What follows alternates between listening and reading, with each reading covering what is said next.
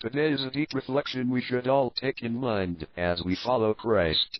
Do you have a minute and a half? Matthew 5 verse 3 reads, "Blessed are the poor in spirit, for theirs is the kingdom of heaven." Now I invite you that instead of watching today, you instead listen to this reflection. When we think of the word poor in the physical sense, we might think of something like lack of money, not having material needs, or bankruptcy. Now stop where you are, and then shift that same meaning to the spirit. To be poor in spirit is to acknowledge ourselves that we are bankrupt in holiness, and that instead we have empty sin, similar to how, when you are really bankrupt, your wallet is empty.